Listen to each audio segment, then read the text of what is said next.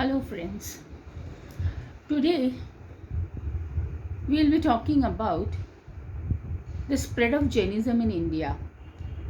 This is the last lecture in the 10th series of lecture on introduction to the basic Jaina tradition. So we started off from special features of Jainism. We spoke about Tirthankaras, Agamas, Sangha. We spoke about Three Ratnas. We spoke about women. We spoke about vegetarianism.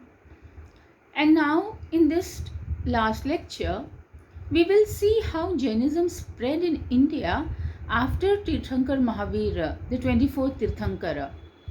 Now you all must be aware that Tirthankar Mahavira was born and grew up and moved around in the region what we call Lachwar, Kshatriya Kund and Rajgir, that area which was at that time in and around Magad region, and contemporary, if you want to understand the geography, you know it's the part of Bengal, Bihar and Orissa. So that was the area where Tirthankar Mahavira grew up, moved around and attained liberation. Now after Tirthankar Mahavira, 200 years after Tirthankar Mahavira, we all must be aware of a history of India that when Tirthankar Mahavira was there and his contemporary Gautam Buddha, some of the kingdoms, they were republics, meaning there was the head of the Sangha so called, but along with the few elders, the ruling was there. They were the ruling classes. Now, when around 3rd century BC, the Mauryan Empire was established. Chanakya, known also as Kautilya, who was instrumental in throwing off the last Nanda king, Dhanananda, in Pataliputra, which is today known as Patna. And he established a boy whom he groomed for polity, for administration, for justice, Chandragupta, who is known as Chandragupta Maurya, ruled not only Pataliputra, but the Mauryan Empire was established right up till Afghanistan, to Kashmir, till Nepal and till Madurai in South India. That was the extent of the Mauryan Empire. So Chandragupta Maurya was a first, you can say, the emperor of Bharatvarsha. Now, when Chandragupta Maurya was ruling, Bhadrabahu, Acharya Bhadrabahu first, was the last Shrutis Kevali, meaning after Tirthankar Mahavira, his Gandharas were there. Following his Gandharas, there were the Acharyas who knew the total Shruti Gnana. So, 200 years after Tirthankar Mahavira, Acharya Bhadrabahu was head of the Jaina Sangha. He had predicted a 12-year famine in the Magad region. Now, when he predicted the famine, it was contemplated how would the monks or the ascetics survive. Of course, it was difficult even for the common people to survive 12-year-old famine. How much you can store, the waters available in the river, how you are going to survive. So there was a decision made that many ascetics would travel to a safer place where there would be availability of the basic needs. So few monks travelled with Acharya Bhadrabahu to South India, and they settled at a place which you all must be knowing. It is known as Chandragiri Hill, and next to it there is a hill which is known as, it is a Bahubali, where the image of 52 feet of Bahubali is there in South India, in Karnataka. So Now Jainism, the first, you can say that we all these are historical references we are getting, that from Magad, that is in East India, that is parts of Bengal, Bihar, Orissa. This is like the first evidences of the spread of Jainism. Of course, due to environmental conditions, they spread and migrated to South India. Now, on their way, they must have definitely encountered many people, many villages, and you have references, inscriptions. Of course, the inscriptions are post 7th century AD that these migrations had taken place, but nevertheless, these references are corroborated also. Now you see the Mauryan Empire, Chandragupta, it is also said, some references, that along with Acharya Bhadrabahu, Chandragupta Maurya to the end of his life was influenced by the Jaina tradition, and he also travelled with Acharya Bhadrabahu to South India, where both of them at the end of their life have undertaken Sallekana. Few references are found which still needs to be corroborated. Following this, then you have of course Chandragupta's son Bindusar, then you have Ashoka. King Ashoka was influenced by Buddhism, and we know that in his Ashokan edicts sorry, which you find from Afghanistan to Kashmir to Nepal to East India, far east, and to Madurai, where Ashokan inscriptions are found, you have the message of peace, the message of Dhamma, Buddha's Dhamma. And we know that he fought the famous Kalinga war, the war between Magadha and Kalinga. Kalinga part of Orissa, that means in and around Bhubaneswar. And it is said that the whole Kalinga river was having, it was a bloodbath, and the whole Kalinga river turned red. After that he changed and he spread this message of peace. But in his era, there was other traditions were also given a place. His grandson, Samprati, who was ruling in and around Ujjain, was a devout Jain. He was a pupil of Mahagiri, Acharya Mahagiri and Acharya Suhasthi. So you have the influence of Jainism in the Mauryan Empire, parts of Bengal, Bihar, Orissa. In Orissa, around 2nd century or 1st century BC, you have the famous Udaygiri Khandagiri caves in and around Bhubaneswar. There is inscription that King Kharavel followed Jainism, and there are these two, the line also has the shloka of the Navkar mantra, the first two pada of Navkar mantra inscribed on the Hathi Gufa, and King Kharvel's inscription is also there on Hathi Gufa in one of the caves. So Udaygiri Khandagiri are twin caves 6 kilometers from Bhubaneswar, and you have these references.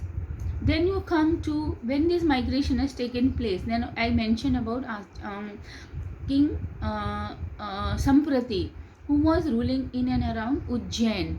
Now Samprati is said to have been such a devout Jain that he built dharmashalas, rest houses for the ascetics so that they can move around. He moved food centers so that ascetics do not face issues.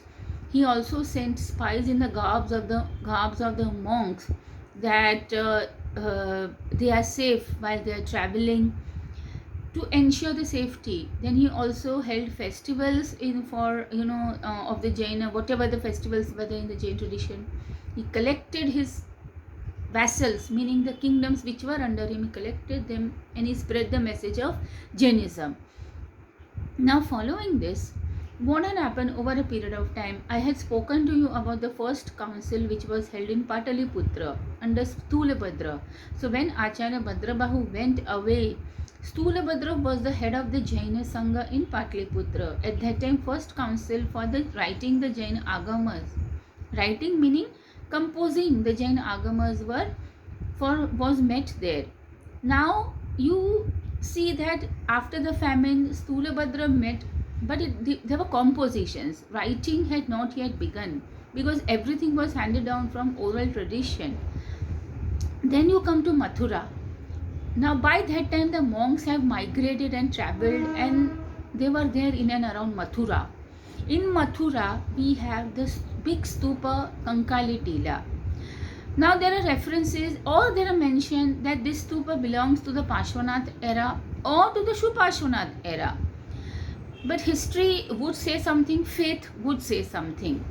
We have to see to it from both the angles.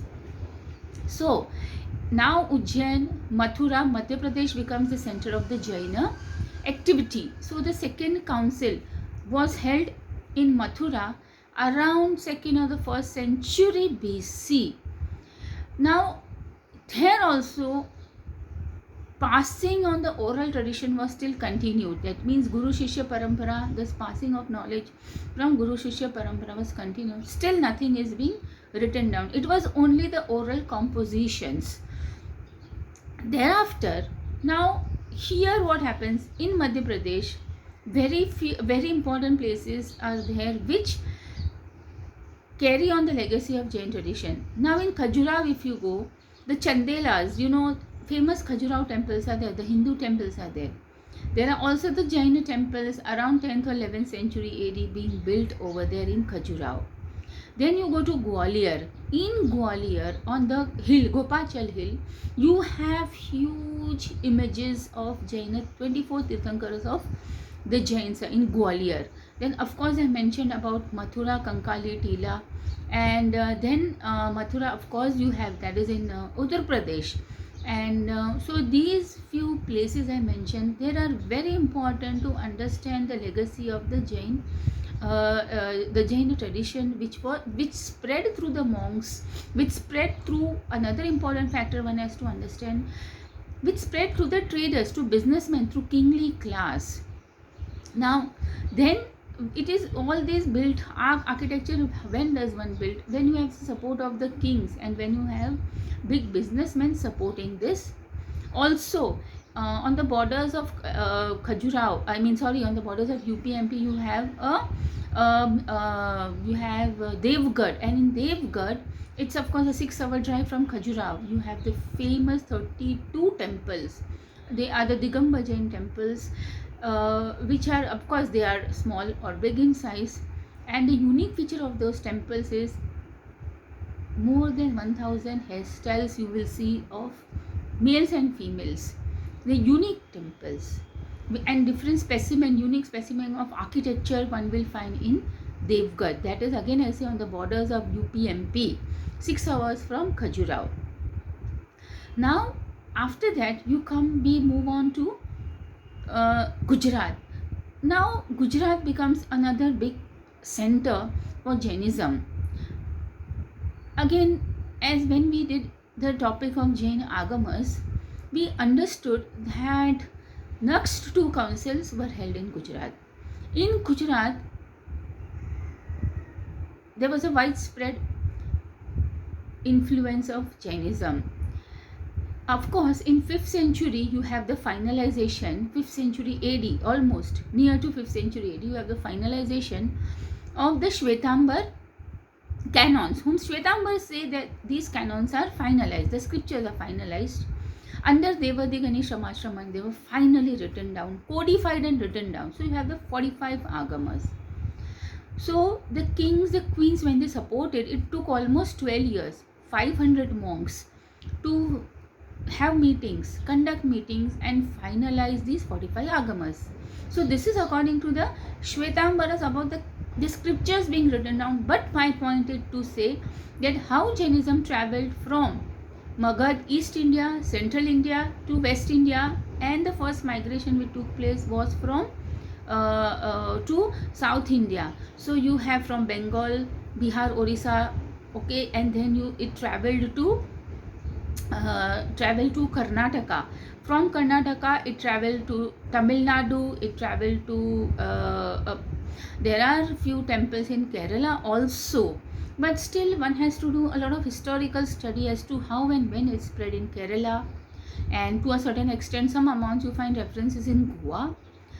Maharashtra is another important center for Jainism, and in Maharashtra, of course, there are many inscriptions, temple architecture which are found. So in Nasik, You have you have caves, and you have the caves in Ellora, where there are 3 Jain caves in Ellora, which speak about the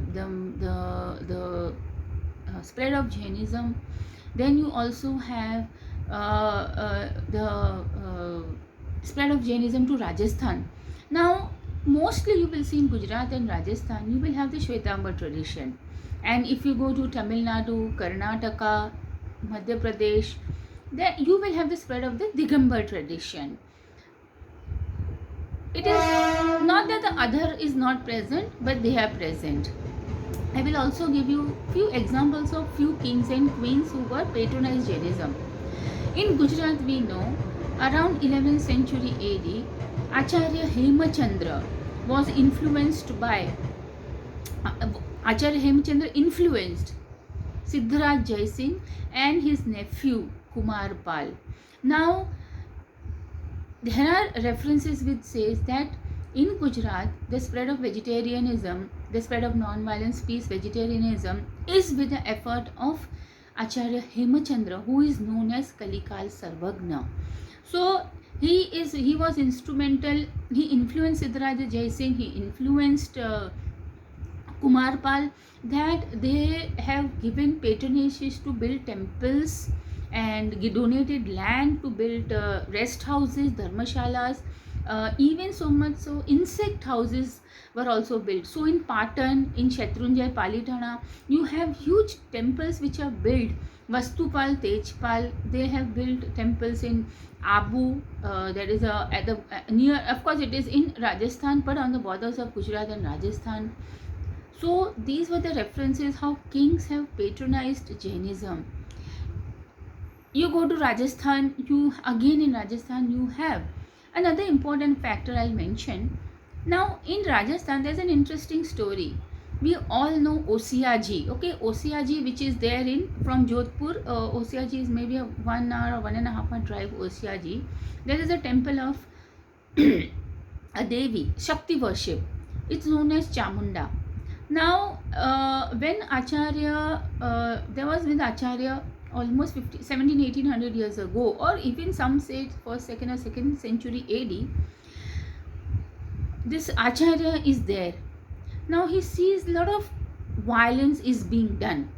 How that violence was done? By offering to the Shakti, the Devi in Osiaji, the Chamunda.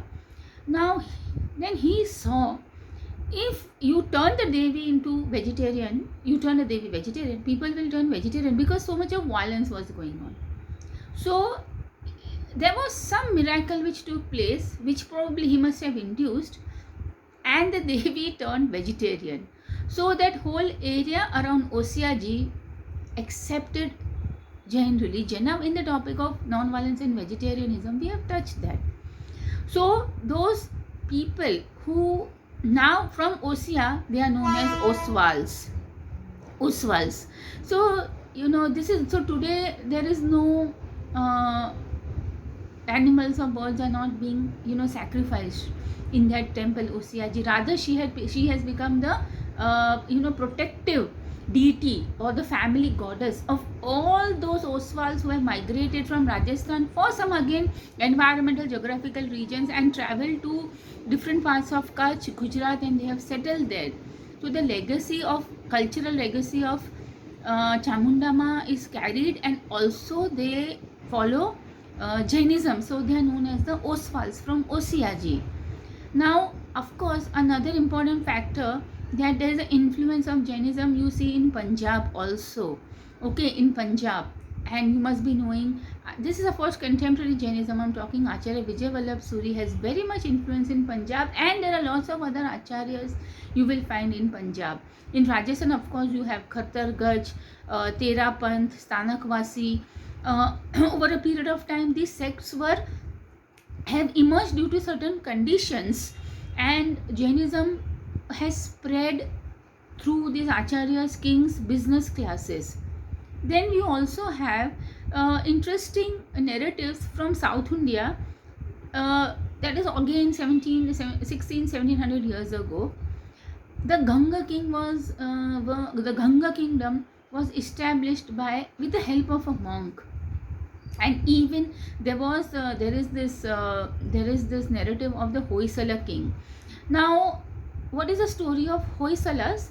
That there was this king who was went on a hunting to in the forest, and there was a Jain priest, or sorry, a Jain ascetic who was meditating in the forest, and he sees the tiger is almost coming to attack the king, and the Jain ascetic gives that stick to King Sala, okay, King Sala, and he says, Poi Sala, Poi Sala. I mean, drive away the tiger, drive away the tiger, drive away the tiger.